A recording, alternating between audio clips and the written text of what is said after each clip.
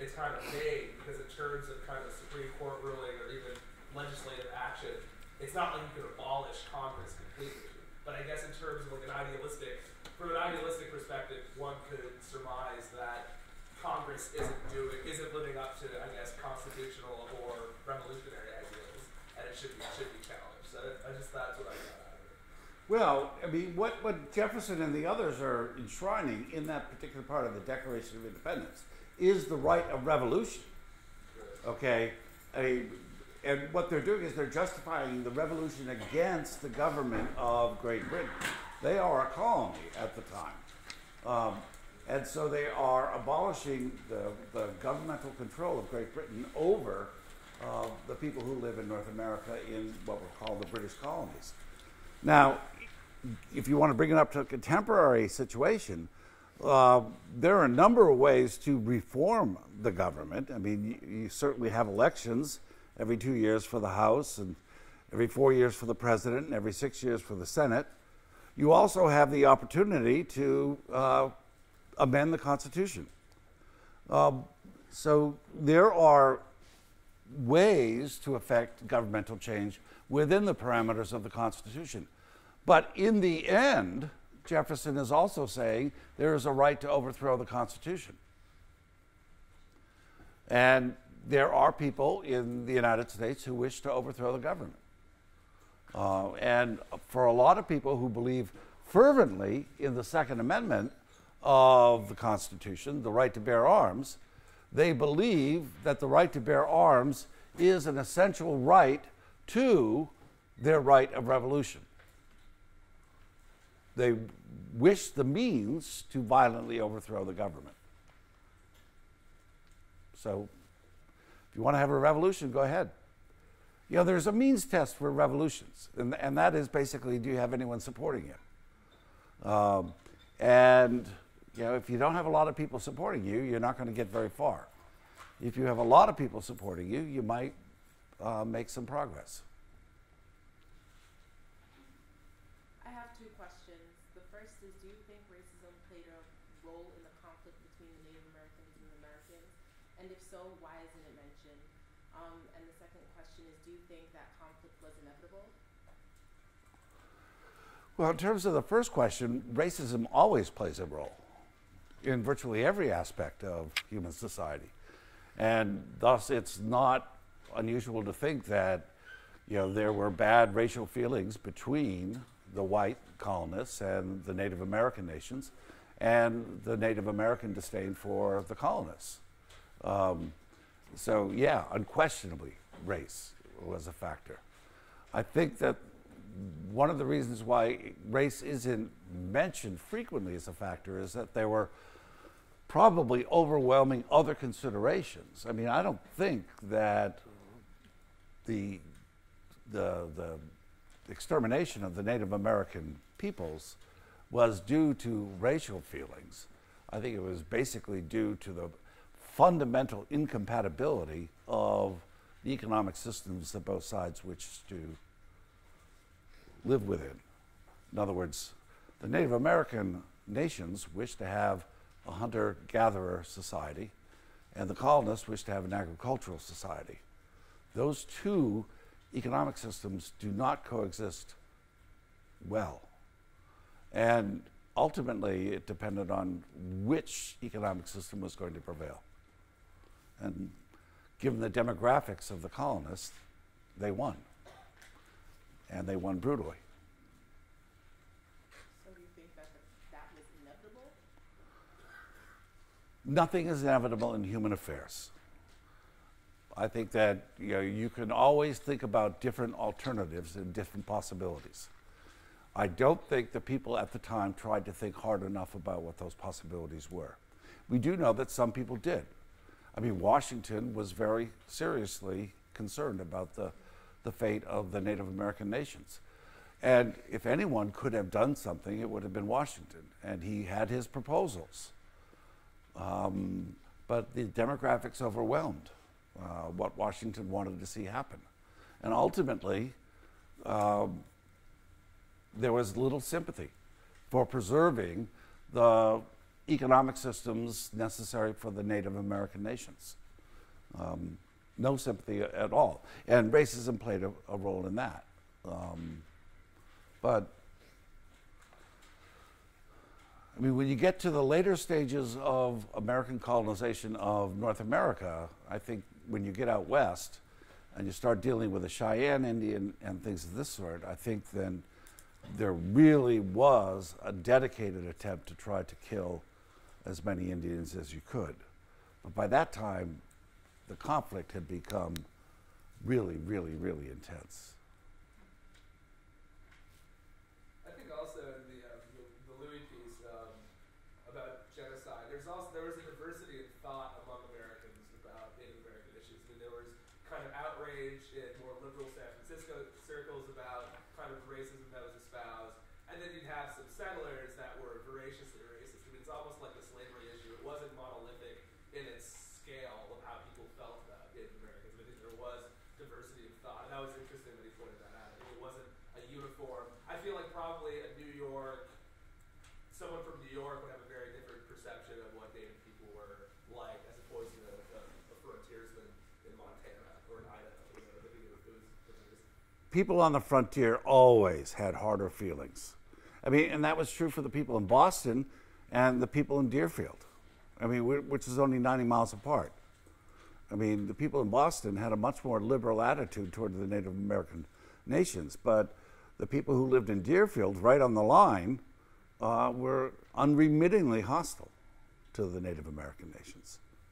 I mean, a lot depend on how vulnerable you thought you were to the conflict that was going on between the two societies. Okay, so I have a question about your blog. I forgot what date it was, but there was one talking about the resignation of Azarov in Ukraine. And one of your first sources said that he resigned, and the second one said that he was fired by Yanukovych. So which one was it? He was fired, okay? But he resigned. Okay. I mean, you always give someone you're firing the option of a nice way out. Right. And you make them, you say, you can pretend that you're resigning. And actually, there are some benefits to resigning as opposed to getting fired. You get to keep a pension, for example, if you resign. You might not get the pension if you're fired. So, I mean, it's just the way people do politics. You know, they do one thing, call it another thing. Yeah. Well, just going back to the racism thing, it seems to me like, while racism was definitely a factor, I mean, this is a time when slavery was widely accepted and slaves weren't considered humans. So if you look at what racism at the time meant, I mean, the tactics that they were using against the Native Americans were really widely accepted tactics for warfare. They weren't really tactics of subjugating a whole other society. So it seems to me like it was more in line with how European warfare was than how the Europeans were behaving in, say, Africa, where it was very racially based, and they were, getting slaves. Well, yeah, and if you want to talk about tactics, I think you're right, absolutely right. But look, ultimately, when you talk about imperialism is a question of who has the right. You know, and when you say, I have the right to this land and you don't have the right to the land, you know, I mean, race always plays a role there, always. I mean, race is a way of justifying subjugation. Could they have, I mean, if say the British wanted France, I mean, couldn't they have used the same tactics there, even though they're both white? When you're talking about the way the battles were fought, yes, no question. But, you know, there are levels at which conflict plays out. You know, the daily level of actual fighting, in which case I agree that we're probably talking about normal warfare, but there's another level where we have the right to kill you. I mean, I don't think that quarter was given to the Native American nations at the outcome of the battle in the same way that the British would give quarter to the French. You know? I mean, you would allow a Frenchman to surrender, give up his sword, and maybe hold him. They might not have been actually practiced, but there were some mention of not killing those who Right, right. But there are also Right. cases of the other side. Right. Yeah, it's hard to make blanket statements about something that happened over a course of a century in so many very different circumstances. Last question. I actually wanted to ask you why the US feels so strongly. It was in your blog about Iran and Syria, about the Syria peace talks, and why does US feel so strongly that Iran should not be included in those peace talks? The question is, why does the United States not want Iran participating in the peace talks? It's a complicated answer. I mean, Iran is a strong supporter of the current Syrian government of Assad. And Assad also has a good supporter in Russia. And so the question is, you can bring Iran to the table. Is Iran going to bring something to the table different from what's already at the table? Well, it could be that you'd want something, to reinforce a position that's already there, if that position were acceptable. But it's been very clear that none of the opposition forces in Syria are going to tolerate Assad staying in power. So you've got Russia and Iran both saying the same thing. Assad should stay in power. You know that that position is a no-win position. In other words, you're not going to get any agreement there. So why complicate the matter? Maybe you can work better with Russia in terms of trying to get some sort of face-saving way to keep the Assad administration in power without Assad in power. When you have two countries, Iran and Russia, saying the same thing, it becomes much more difficult. So it really is a question of how you want to see the outcome of these negotiations. It is clear that the United States has decided that Assad has got to go. You can make the argument that that's a bad decision for the United States to make, that it forecloses the possibility of any agreement in Syria. And I understand that, and to a certain extent I share that. On the other hand, it's very clear to me that Assad, as Assad, has no legitimacy as a ruler any longer. And that trying to figure out ways to keep some semblance of dignity for Assad is probably a waste of time. The guy's a murderer. He doesn't deserve sympathy. When you see the evidence coming out of Syria about the way people are being killed with the type of weapons that the Syrian government has at its disposal, you basically say this guy is just bad and nothing is to be gained by giving him any reasonable way out. So, I don't know. You can call it a different way. I mean, I'd like to see Iran at the table simply because I'd like to see Iran brought back into the Circle of Nations as a full-fledged member of the Circle of Nations, because it deserves to be there. On the other hand, on this specific issue, Iran would probably be an obstacle to what I want to see in Syria, which is peace. Nothing's easy here. Nothing's easy in foreign policy. You have to make all sorts of concessions. All right. We want to try to do two classes in one today. And the arguments that we're going to be looking at have to deal with the question of American exceptionalism. Now, the reason why we introduced the idea of American exceptionalism at this stage in the course and not later on in the course is because American exceptionalism was a belief held by many Americans from the very beginning. And that belief that the Americans were somehow different from other countries took deep root in the American psyche. To be perfectly frank, from the period of the founding of the Republic up until about 1945, the rest of the world didn't really care what the United States, what the Americans thought of themselves, because the Americans were really sort of irrelevant to the rest of the world. And if the Americans wanted to think that they were better, so be it. It only becomes relevant to the rest of the world when the United States starts using its power on the global stage, and that's after 1945. But you can't understand American exceptionalism if you start in 1945. You've got to start at the beginning. Now, as I said last time, Obama doesn't use the word exceptional anymore. Exceptional is a bad word to use. And so he calls the United States an indispensable nation. I'm not sure exactly what that means, but he's basically trying to make the argument that the United States needs to be active in world affairs because without the role of the United States, the international system would somehow break down. Now, it's not just Americans who make this argument.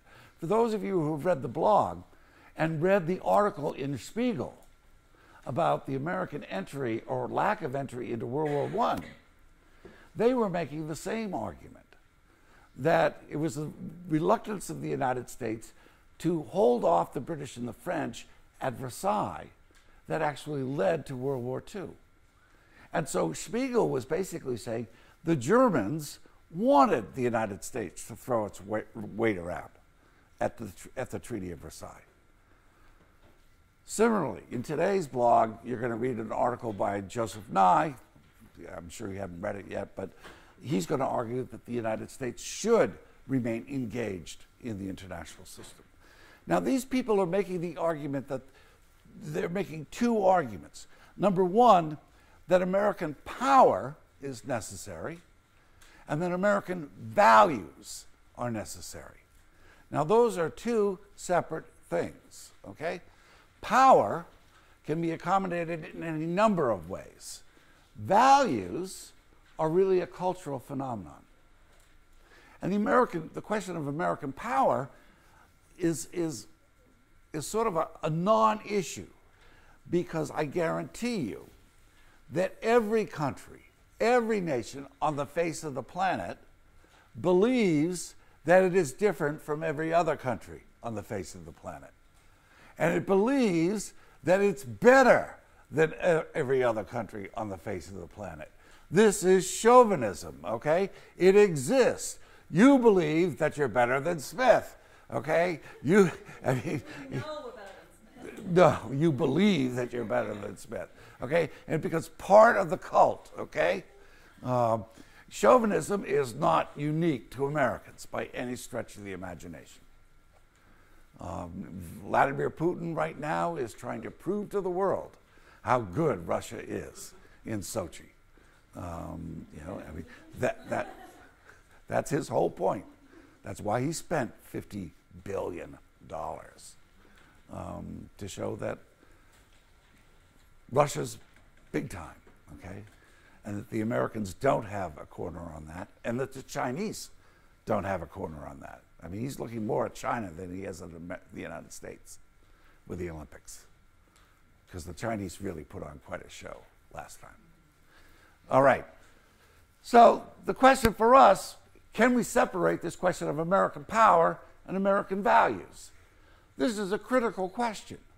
Now, I'm going to make the argument to start us off that there are reasons to believe that the United States is different from other countries. There are some unique characteristics to the United States, which makes its foreign policy almost by necessity different from the foreign policy of other countries. Now, note, I'm using the word different. I'm not using the word exceptional. I'm not using the word indispensable. But conditions do determine how a state conducts its foreign policy. And for the United States, the conditions of the American Republic are fundamentally different from other countries on the face of the planet. All right, so American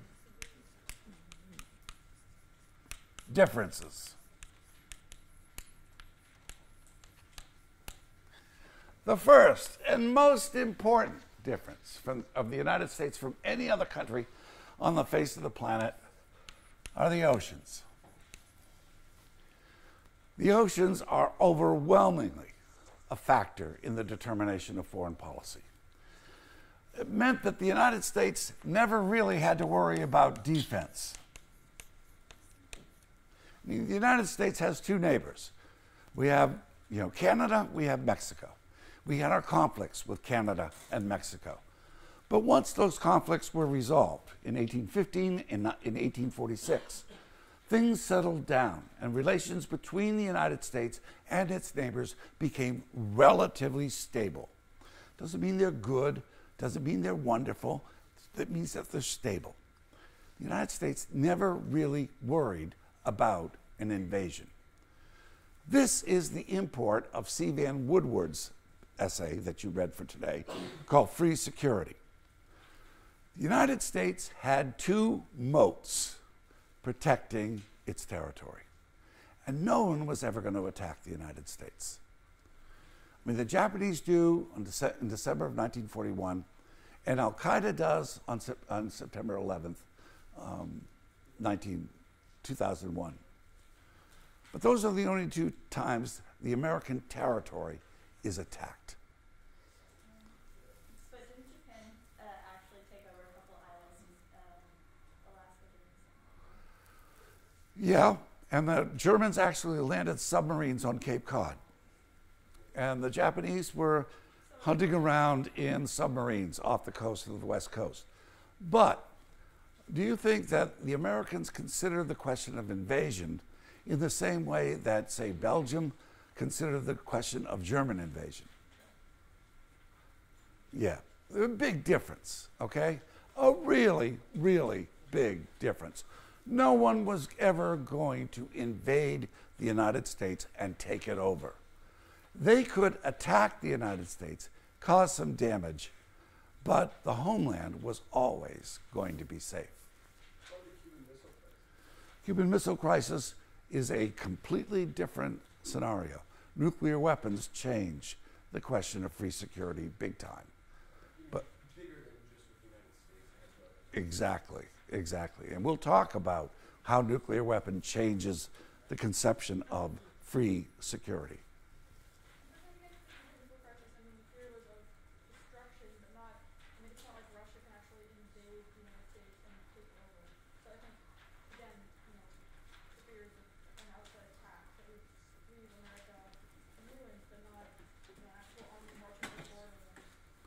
Yeah, we're not looking at the movie Red Dawn, okay? Which was the most unbelievable, stupid movie I've ever seen in my life. I mean, absolutely insane. Crazy movie. But think of what life was like if you were Polish, okay? And you were right up against Russia, or right up against Germany. I mean, give me a break.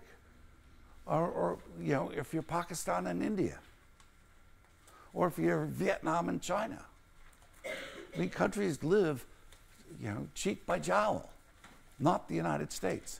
Now, this idea of security has a tremendous effect upon your foreign policy, because the two most important imperatives of foreign policy are protect your territory and protect your sovereignty.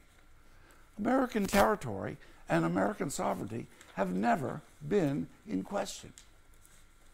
For a lot of other countries, that's not true.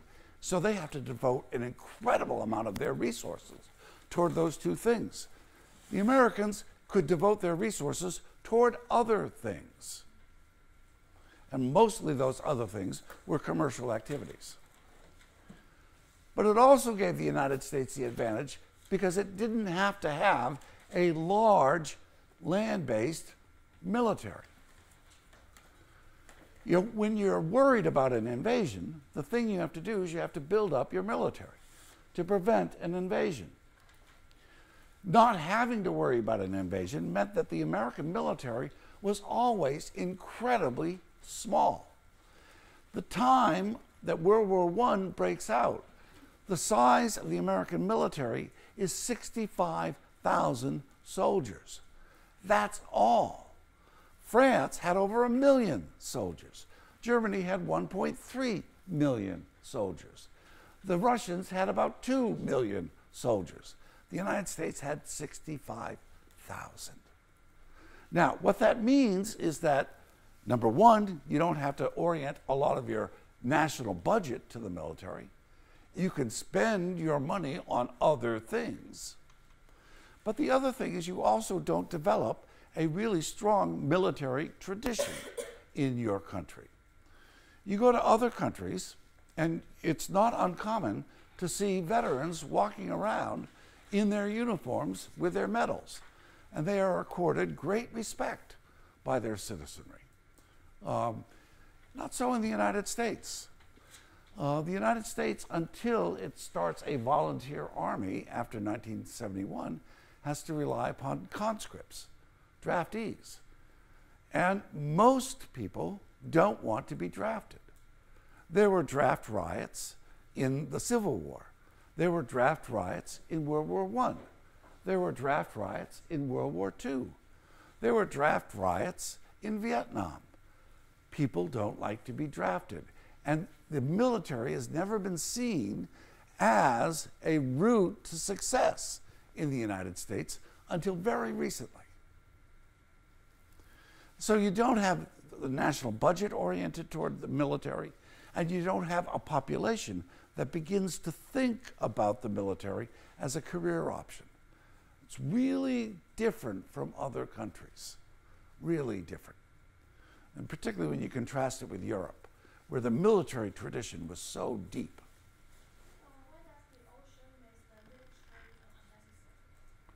Make the military what? Well, you're not worried about getting attacked.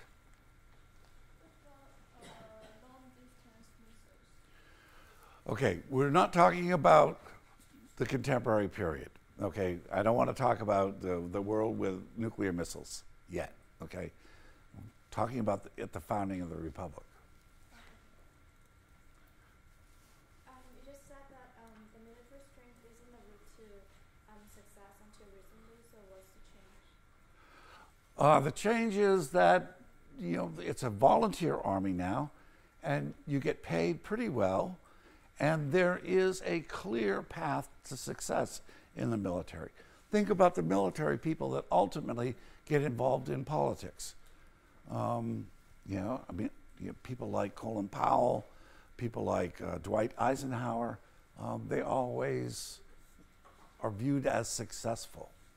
Comparing American structure of defense to that in Europe and Asia, is it also because of the relatively less development of Canada and Mexico that the US did not have to worry about a lot in the first place? Well, Canada's not less developed. I mean, Canada is as developed as the United States. I mean, if the United States wanted to fight with Canada, we could probably get a good war going. Not in terms of development, but just in terms of the need for a strong military. Well, that's true, but understand that dealing with the threat, the potential threat, is one way of not needing to have a military. I mean, it could be the case that France and Germany now have learned how to be good friends. But for a long period of time, they couldn't figure out how to be good friends. And so they killed each other. The United States and Canada, we could have decided to be enemies, but we decided to be friends. And therefore, we were able to divert a lot of our resources into other activities. But we could choose to hate the Canadians. What's that, Tammy? No, you said something. Come on. It was a joke. That's a good reason to go to war. A very good reason to go to war. Yeah, cultural imperialism there, of the worst sort. Now, the other aspect of the oceans is that until you get to the Missile Age, the United States isn't much of a threat to the rest of the world. The rest of the world doesn't look at the United States as a military threat.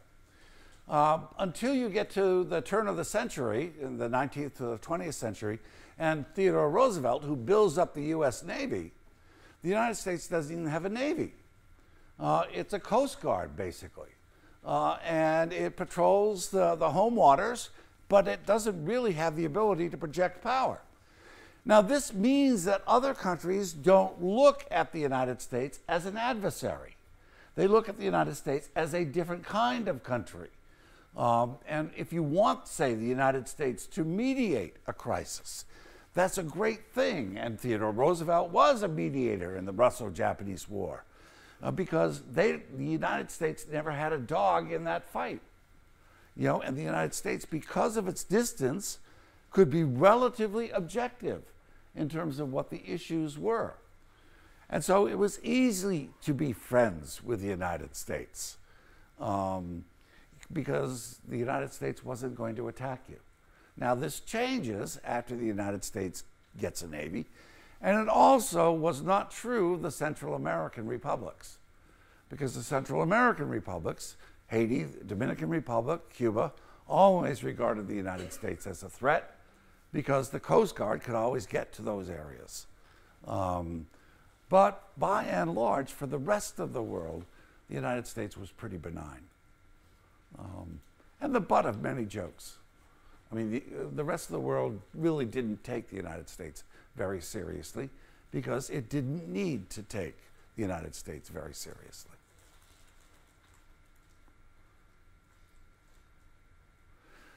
Now, the third aspect of this is important when you get to the contemporary period.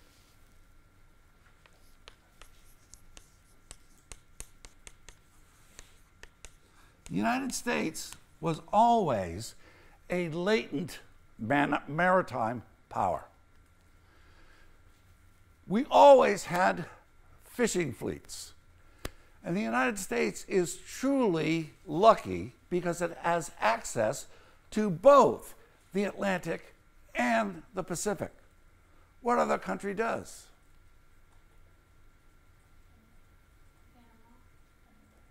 Mexico, Canada. Anyone else? Yeah, Costa Rica doesn't have access to the Pacific. Panama. No, Chile has no access to the Atlantic. You got to get over the Andes. Think what an advantage that is. It's an extraordinary advantage. And not just access, great access. How many of the ports, the great ports in the continental United States, get iced over in the winter? None. I said continental United States. You know, if you're Russia, you don't even have access to the Atlantic 3 months of the year because your ports, except in Kaliningrad, in Murmansk, ice over 3 months of the year. And it's really hard for the Russians to have access to the Atlantic. And it's unreliable because they ice over. The United States has beautiful harbors. You know, Newport Beach in Virginia, San Francisco. Think about the harbors the United States has.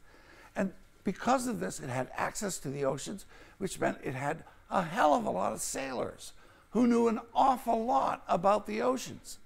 Now, this is latent power because the United States doesn't have a Navy until you get to Theodore Roosevelt. But as soon as the United States decides it wants to have a Navy, it's got a well-trained cadre of sailors all of a sudden. It's really sort of remarkable. And think about how difficult it is if you're Germany and you have access to the North Sea, or the Russians if you have access to the Black Sea. You're not going to build a huge Navy. And ultimately, navies become the key to power in world politics. So the oceans make the United States really, really different. This is an important difference. Second major difference,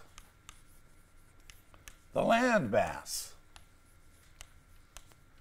The United States is huge. If we have such great defense, why do we ever go on the offense? Or why do we? I mean, that's. We'll get to that question, okay? I mean, the United States could have remained in its own borders. Well, we'll answer that question. But that's a long way away right now.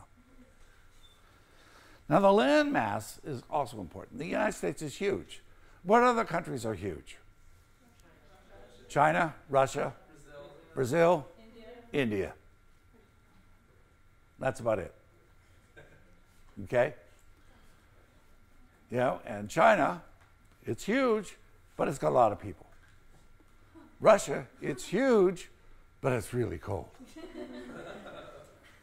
India is huge, but it's got a lot of people. Brazil is huge, but it's got a lot of snakes.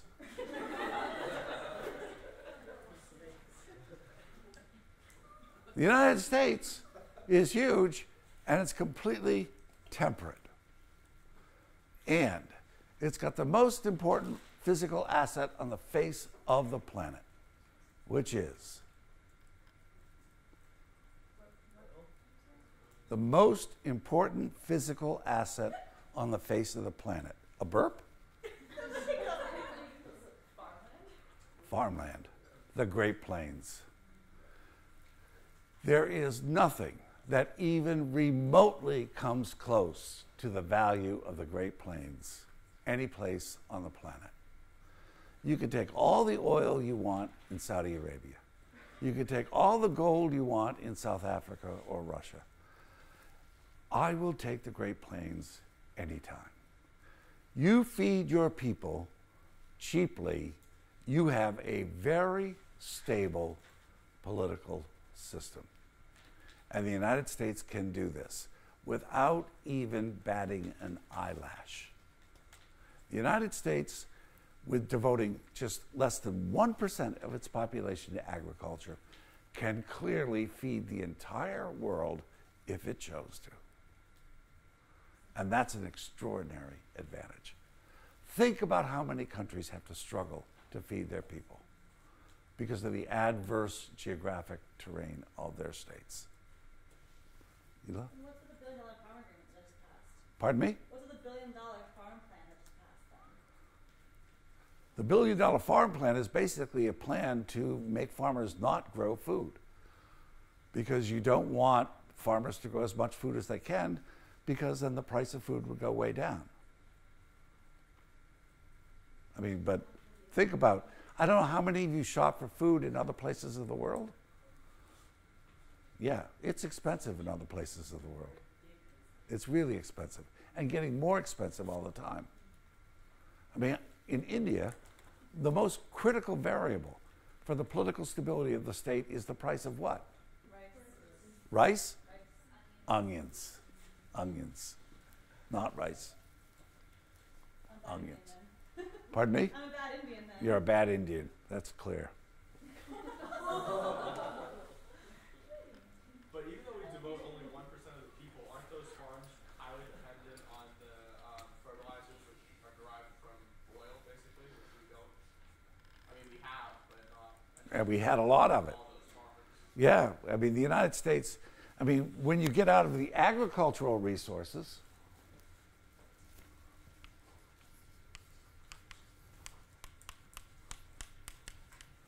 and then you get into industrial resources, the United States had industrial resources up the wazoo. The United States starts the oil industry, even though the United States doesn't have the largest reserves of oil. But the United States had huge amounts of oil. You want iron ore? We got it. You want copper? We got it. What don't we have? Virtually nothing. We got lots of oil. You know, I know. We should exclusively purchase. yeah, but don't mistake this particular point in time. The United States produced oil starting in 1863, and it pumped out a hell of a lot of oil. And just because at this particular point in time, the United States may be seeing declining reserves of oil, doesn't mean that it didn't live off the fat of the land for a long period of time. The economy of the United States is built on oil. In 1950, 1 out of every 6 jobs in the United States was related to either the oil or the automobile industry. The power of the United States is built upon the internal combustion engine. That's what made the United States powerful. Cars. And it's all because of oil. And iron ore, which we had a lot of. We could make all the steel we wanted. The other thing that we have, which is going to become increasingly important,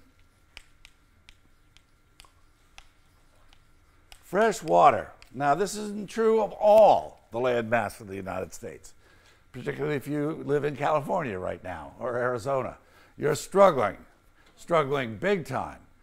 But all you have to do is look at the Great Lakes. You know, that's 20% of all the fresh water on the face of the planet, right there. And we have to share it with the Canadians, but there are only 35 million of them. Pardon me? Yeah, and they can't drink that much. You know. Besides, they got good beer. You know, why would they want to drink water? Yeah. Fresh water is going to become, without a doubt, the critical resource of the future. The United States has got a lot of it. And in most areas of the United States, it's plentiful. Now, this doesn't mean the United States has used its fresh water well, or that we're not facing declining resources of fresh water, but on a scale, looking at other countries, you'd probably want to be in the United States. So the United States has some profound geographic landmass advantages as well. Other things related to this, population density.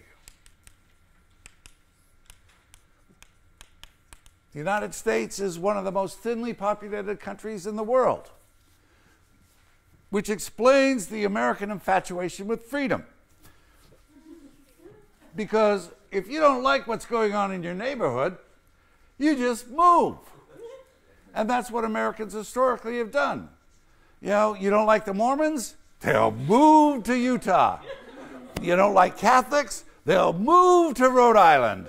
You know, I mean, that's exactly what happened.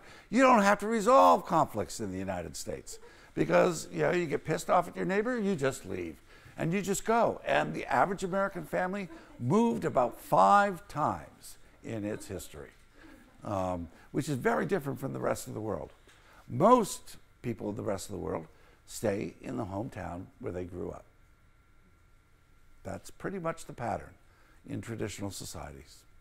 And it's a good pattern, you know, it's a nice pattern. Unless you live in South Hadley, and then it's really boring. But, you know, I mean, most Americans move all the time, and it's easy for Americans to move. Now, this mobility makes all the difference in the world, because the mobility allows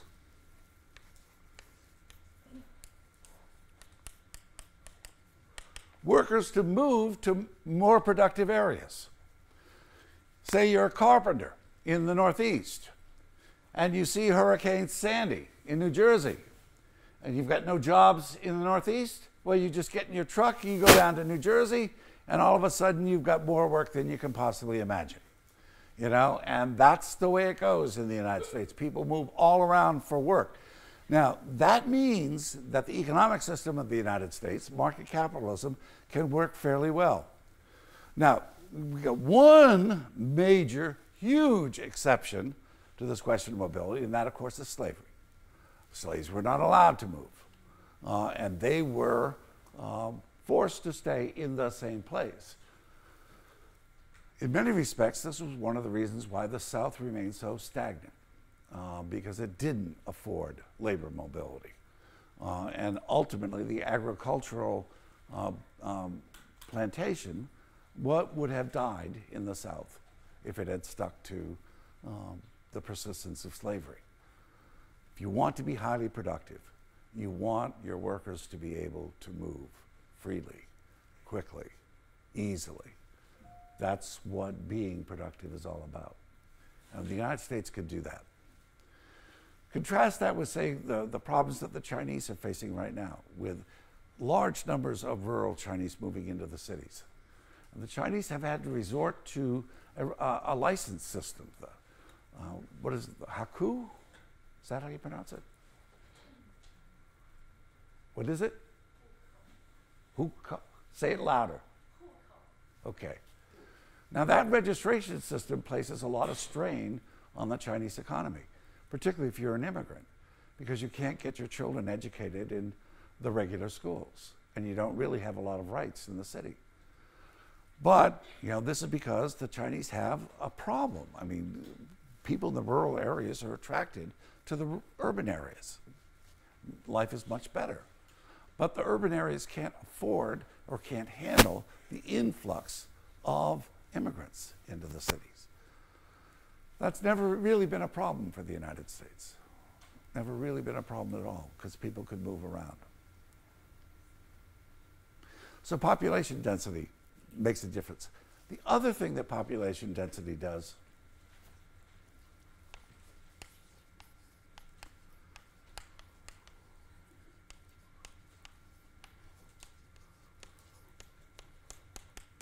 if you don't have a lot of people, you want your people to be as productive as possible, which means that the United States has always tried to educate its people to be more productive. And the United States has a strong bias toward technology to make people more productive, because you don't have enough workers. You never had enough workers in the United States. And so the United States always tries to solve its economic problems by introducing technology. And you're sitting here, a lot of you, with these phenomenal devices in front of you, which maximize your productivity to an extent that is unheard of in human history. I mean, I know a lot of you spend a lot of time on Facebook, which isn't really productive.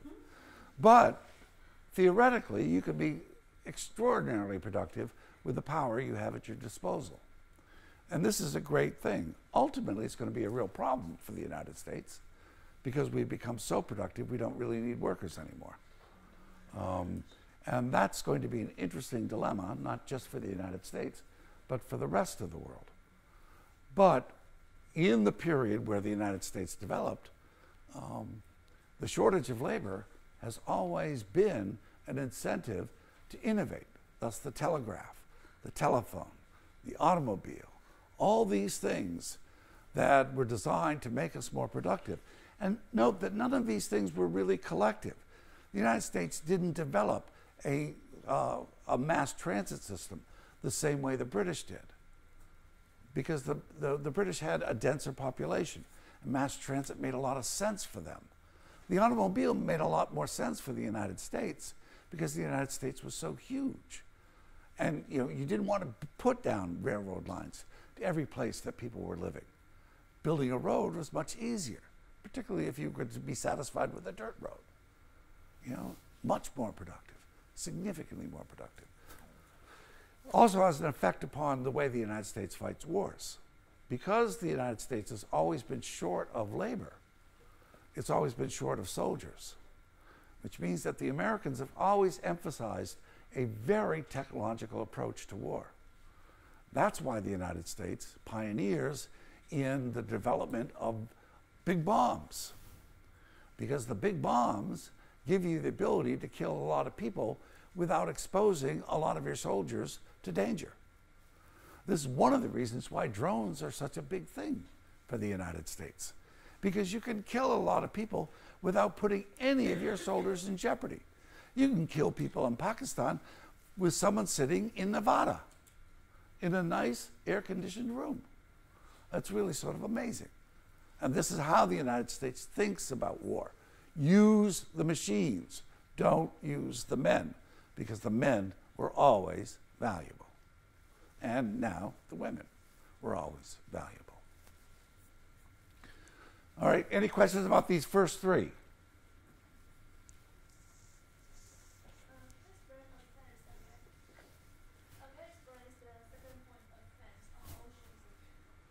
the U.S. didn't pose a threat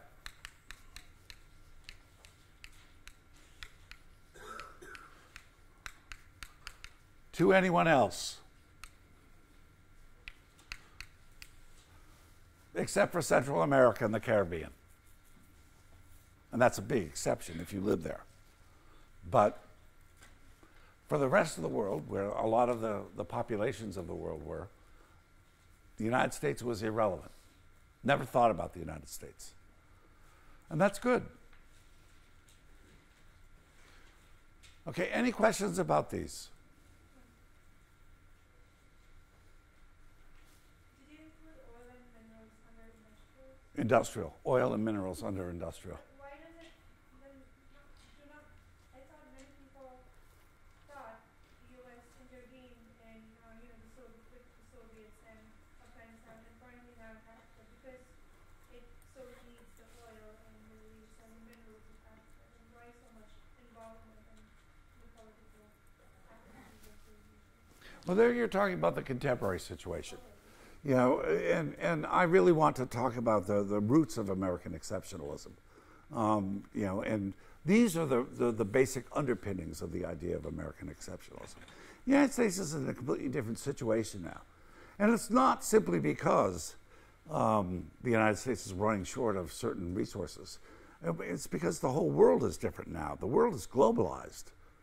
You know, we're talking about a period, the 19th century, where getting around was very difficult. This is more kind of my own subjective political viewpoint. If we have enough food to feed the rest of the world, and obviously I know there are realistic constraints to why we're not doing that. I think in my, would be an idealized globalization effort, would be instead of exerting military power, we also have the resources to exert a great humanitarian power. And it's something that we've tapped into it. We can tap into it more. So in that sense, you can call it like light imperialism in the sense that if you can feed people, then why don't? I mean, obviously there's realistic constraints as to why we don't, because there's still, no. But if you think about the IMF fund, I mean, there's still enough. There's enough money and there's enough food to go around to lift billions and billions of people out of poverty. Yet still global powers haven't done it. Well, you wouldn't want to do that. I mean, you start feeding the rest of the world, you're going to unemploy the vast majority of people in the world. Don't forget, the main occupation of most people in the world is being a farmer. You know, the United States could flood the world with agriculture, Right. and we could feed people, but then what would they do? You know, that doesn't do you any good. You know, this is a complex situation. That's also a huge part of the reason why this farm bill was so controversial, especially over the summer when they were trying to add an amendment to encourage American farmers to stop growing as much so that instead of us growing food and then shipping it across the world, we would encourage local agriculture in those other countries. Right. And so the fact that, yes, the U.S. does have the capacity to feed the entire world, but it's much more expensive and much less efficient to do it that way. Right. But it employs a lot of U.S. citizens. It employs a huge part of our farming industry, our shipping industry, our ocean, all of that. So that's why it's such a big deal. Well said. Well said. Okay.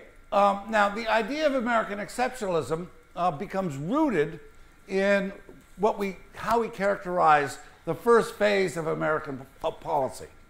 And we call this first phase isolationism. The separation, these differences, all mean that the United States is somehow divorced from the rest of the world. It doesn't need the rest of the world. I mean, what does the United States need the rest of the world for? The only thing we needed from the rest of the world was labor. And they came. They came voluntarily, except for the slaves, obviously. But immigration in the United States was never a problem. And the United States still is a leader in immigration in the world. And so labor was always an important consideration. But the United States really didn't need the rest of the world. The United States had everything it wanted. Yeah. If we needed the labor so badly, how come we've been so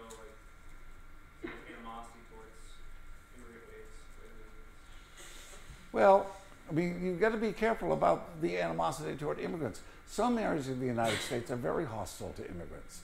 Other areas of the United States are not. Those areas that are hostile to immigrants are the ones that believe that the immigrants are placing an undue burden on the government services, the local government services, like schools and hospitals and things of this sort. But in other areas of the United States, people welcome immigration. So, I mean, there's a real disparity in the United States in terms of the attitude toward immigration. But the whole world is going through a very strange phase in terms of the question of immigration right now. Immigrants are really, really getting a raw deal. And the Swiss vote yesterday just blew my mind, absolutely blew my mind, where they're going to put a numerical constraint on the number of immigrants into Switzerland. 20% of the Swiss population is immigrant. And these are people saying, yeah, we got in, now let's close the door on everyone else. And the Swiss economy is absolutely dependent upon being able to sell its products abroad. Switzerland doesn't have internal demand sufficient to support the Swiss economy. And so they're hopelessly dependent upon the rest of the world, but they don't want to take their labor? Give me a break. But, it's tough to be an immigrant in today's world. Go to France, go to the Netherlands, go to Germany, go to Russia, Greece. Bad news. Labor mobility is always a good thing. When people use the word immigration, substitute it with labor mobility. And I think your attitude toward immigration might change dramatically. I'm the proud result of immigration. My father's parents came in 1911.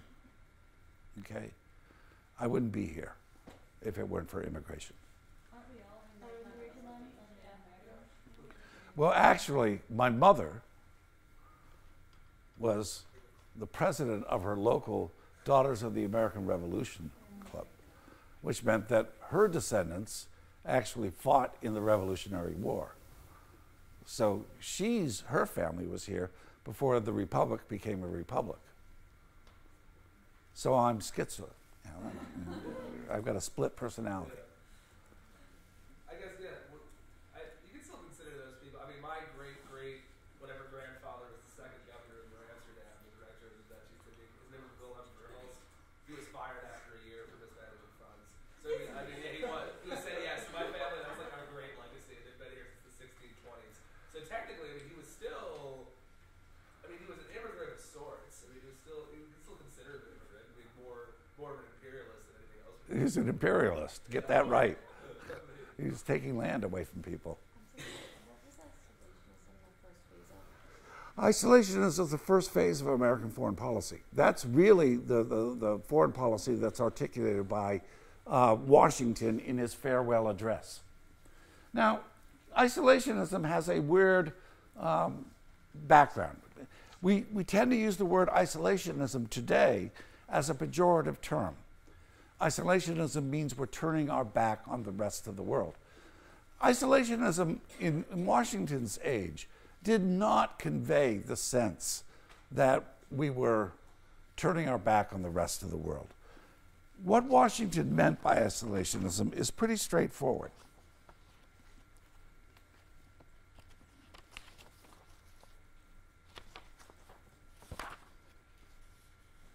The great rule of conduct for us in regard to foreign nations is, in extending our commercial relations, to have with them as little political connection as possible. So far as we've already formed engagements, let them be fulfilled with perfect good faith. Here, let us stop. Europe has a set of primary interests, which to us have none or a very remote relation. Now, what Washington is saying is that we want to trade with the rest of the world, which means we want to be engaged with the rest of the world. But we don't want to have a permanent tie to the rest of the world. So what he is advocating is a pick and choose set of alliances. Only do the alliances that satisfy your immediate national interest. Now, this is pure realism, absolute pure realism. But what he's saying is that the United States has no permanent friends, it has no permanent enemies. It only has interests. So, isolationism means keep the number of permanent engagements, long-standing engagements, as few as possible. And then, just conduct ordinary business with the rest of the world. What Washington wanted to avoid was getting caught up as a European country in the European balance of power. He could easily see how the United States could be sucked into the wars between England and France, or between Germany, or Prussia, Austria, or Russia, and he didn't want to see that happen. He wanted the United States to stay aloof. But whenever the United States had a problem, like when the United States had a problem with the Barbary pirates in the Mediterranean, the United States sent its navy into Tripoli to try to get rid of the pirates. It used its military power to get rid of the pirates, but as soon as the pirates were taken care of, the United States was out. So this was at the end of the Declaration of Independence, which obviously was like enemies in war, enemies friends. Right, exactly. Right. And peace was always the main interest of the United States. The United States wanted to conduct trade with the rest of the world. The United States, from the very beginning, was a commercial society. The United States, and the image of the Yankee trader is very, very pronounced in the American culture. People wanted to buy and sell, but you don't want a connection to any other place in the world, like a monarchical connection, blood, marriage, whatever, or a long-standing alliance. Interesting. Ultimately, the Americans hated the British until after 1815, after the War of 1815 is over. And then the United States begins to become a little bit closer to the British. The British were the arch enemies of the United States at the beginning. The United States fought the War of Independence, and they were real strong enemies. And yet, by the time you get to the beginning of the 20th century, it is inconceivable to think of the United States doing anything to alienate British affections. And when the World War I starts, the correct thing for the United States would have been to fight on the side of Germany to knock off the British Empire. Because the British Empire was the thing that was locking up world trade. And the Americans wanted to get into the world trading system. And the Germans wanted the same thing. But could you imagine the United States fighting against Great Britain? No. And that's a violation of what Washington's talking about. We should be able to fight the British.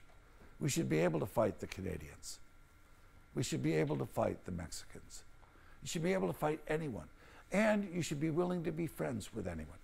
You should be willing to be friends with Iran. You should be willing to be friends with Cuba. You should be willing to be friends with North Korea. You just do it on the basis of what your interest is at this particular point in time. Now, the intriguing thing about this whole argument is that ultimately we come to a point where the idea of American exceptionalism becomes universalized. And this is the significance of the Huntington piece that you're supposed to read. Huntington, and the problem with Huntington is that it's dealing with contemporary American foreign policy. And I'm sure some of you had the problem of saying, well, why are they assigning this at this particular point in time? Well, the reason is this, because the question that is raised by Huntington, a very, very important question, was raised also at the beginning in terms of exceptionalism. One of the things that makes the United States exceptional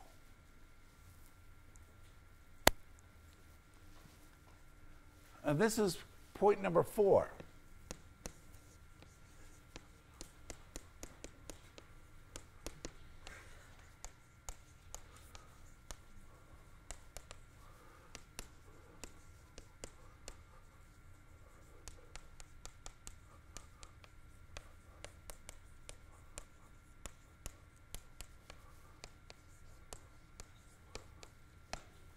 the United States had the unique and singular advantage of writing a constitution on what was essentially a blank slate. Once the Americans had decided that the Native American nation issue was in some sense a separate issue, that they were going to forge a constitution to govern the people of the United States, the United States had the ability to take all the Enlightenment ideas, and which were just theoretical ideas, and try to make them concrete in this document called the Constitution. Now, the French tried to do the same thing in their French Revolution. However, the French, in their revolution, had to somehow get rid of all the historical legacy of everything that had happened prior to the revolution. They had to smash the traces of monarchy. They had to smash the power of the church. That's why the revolution ultimately goes through the Reign of Terror. It's this cathartic purge of all that had gone on before the revolution. And it failed. Okay? You just can't purge history. You can't purge culture. But the United States didn't have to purge anything. And so all of a sudden, the United States begins to feel that its values, that it is free to implement, because there are no constraints on this new government whatsoever, that the values implicit in the Constitution are, and here's where the big word comes in, universal. This is the point at which the question of American exceptionalism becomes a real key word for understanding American foreign policy. Because the Americans begin to believe that since they're able to implement the Enlightenment in their state, and since they believe, and this is a big if, that these values, these ideals are universal, then it becomes the responsibility of the United States to spread these ideas. Okay? Do you see that sequence of events, that logic? And Huntington asked the question superbly. It's a brilliant essay, although I hate Huntington. He's a schmuck. Oh, he's dead now. I can't say anything bad about him. The effort to use American foreign policy to promote American values abroad raises a central issue. There is a clear difference between political action to make American political practices conform to American political values, and this is implementing American values within America, and political action to make foreign political practices conform to American values. And then he says, is this a legitimate action? And he says, the answer is not self-evident. And then interesting, he goes through, the next paragraph is, he gives 4 reasons why you can say no. It is not legitimate for the United States to try to spread its values to other countries. And they're very powerful reasons. And we all sort of agree with the reasons that we shouldn't spread these ideas, okay? But then he does a much more difficult task. He tries to answer the question affirmatively. He tries to say, yes, it is legitimate to do so. And these are the 4 reasons why he gives. A yes answer to this question can, on the other hand, also be justified on 4 grounds. First, if others, people's institutions pose direct threats to the viability of American institutions and values in the United States, an American effort to change those institutions would be justifiable in terms of self-defense. Okay, that's a no-brainer, okay? If the values of other countries pose a threat to the United States and an attack occurs, the United States can defend itself. All right, thanks for that straw man, Huntington. Second, The direct threat argument call can be generalized to the proposition that authoritarian regimes in any form and on any continent pose a potential threat to the viability of liberal institutions and values in the United States. Okay, this is a hogwash argument. Any country can be a potential threat to the United States. But that's not what imminent means, okay? If you want to invoke self-defense, you have to say the threat is imminent, not potential. If you accepted potential threats, we could wipe out half the world right now. I mean, presumably they could all eventually hate us. So get rid of that one. Third, American efforts to make other people's institutions conform to American values would be justified to the extent that other people supported those values. Okay, this gets a little dicier because he's saying, all right, yeah, we should spread our values to those areas where people say they like the values. And so if you've got people who say, we want freedom, we want market capitalism, we want representative democracy, we want human rights, then the United States is obliged to help those people. Okay, this is problematic, okay? I mean, because in some sense you can't deny this, but in a much deeper sense you have to say, okay, well, how many people are necessary to make this a legitimate call to aid? 10% of the population of another country? 20%? 50%? 70%? 80%? How do you know what percent want American values? And then the question is, and then how do you go about imposing those values? Do you do it peacefully? Do you do it coercively? He doesn't answer those questions. But it is an intriguing question. If other people ask for American help, what is the appropriate response?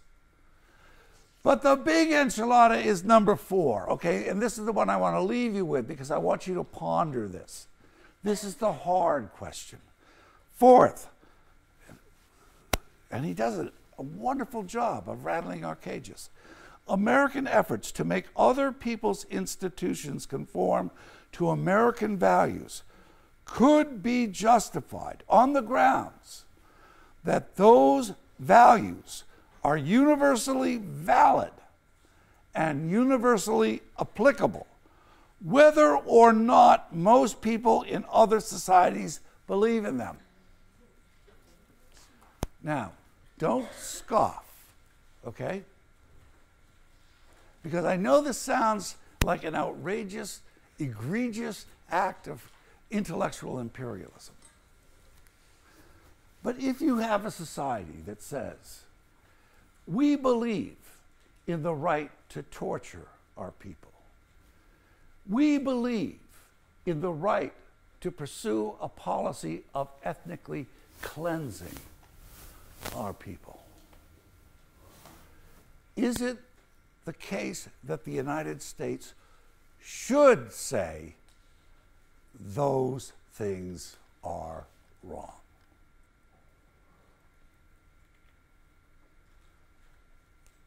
Now, this is an intriguing question because none of us want to say, well, if a country decides it wants to commit genocide, that's fine. They can do it. Most of us would say, no, that's not right. And when you see an act of genocide, and this is particularly true in the contemporary world, occurring, like Rwanda, what country do you want acting on behalf of the people who are being killed?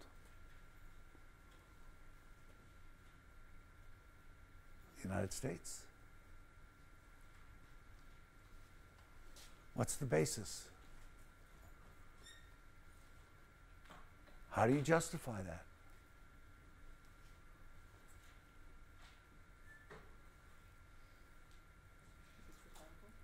Pardon me? Rhetorical? Let me put it to you this way. I've just asked you a rhetorical question in the context of this class. But I guarantee you, 40 years from now, when you're in power, you will probably have to answer that question for real. So my advice is start thinking about your answer now.